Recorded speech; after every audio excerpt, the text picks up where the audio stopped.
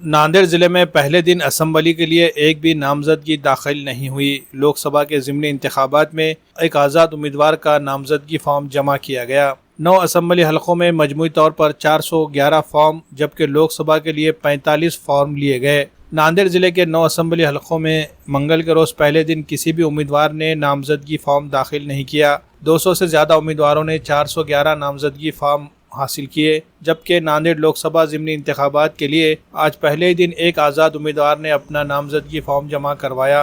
नांदेड़ ज़िले में 9 असेंबली हलक़े शामिल हैं। नांदेड़ शुमाल, नांदेड़ जुनूब, भोकर, लोहा, किनवट, हदगांव, देगलूर, मुखेड़ और नायगांव। नांदेड़ शुमाल असेंबली हलक़े में 37 उम्मीदवारों ने 54 फॉर्म हासिल किए। भोकर में 61 उम्मीदवारों ने 69 फॉर्म हासिल किए। लोहा में 21 उम्मीदवारों ने 53 फॉर्म, किनवट में 18 उम्मीदवारों ने 41 फॉर्म, हदगांव में 25 उम्मीदवारों ने 36 फॉर्म, नांदेड़ जुनूब में 40 उम्मीदवारों ने 69 फॉर्म, देगलूर में 22 उम्मीदवारों ने 44 फॉर्म, मुखेड़ में 5 उम्मीदवारों ने 9 फॉर्म और नायगांव में 22 उम्मीदवारों ने 36 फॉर्म हासिल किए। पहले दिन किसी भी उम्मीदवार ने असेंबली के लिए नामजदगी दाखिल नहीं की, जबकि लोकसभा के लिए एक नामजदगी दाखिल की गई। लोकसभा ज़िमनी इंतखाबात के लिए आज नामजदगी फॉर्म जमा करवाने के पहले दिन एक फॉर्म दाखिल किया गया।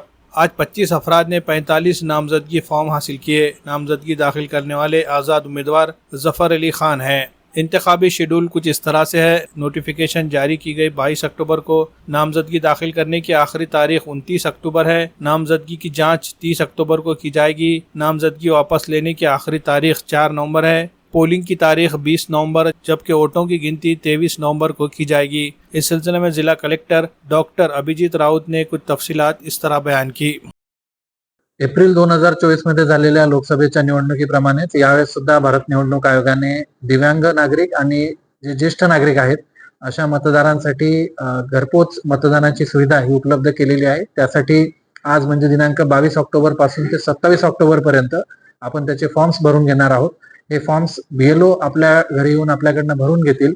ज्यांची नावं मतदार यादीमध्ये दिव्यांग म्हणून चिन्हांकित आहेत आणि ज्यांचं वय मतदार यादीमध्ये 85 पेक्षा जास्त आहेत असे मतदार हा फॉर्म भरू शकतात। त्यापैकी ज्यांना खरोखर चालता येत नाही किंवा मतदान केंद्रावर येता येत नाही याची पडताळणी करून आपण अशा लोकांसाठी घरपोच मतदानाची सुविधा ही उपलब्ध करून देणार आहोत।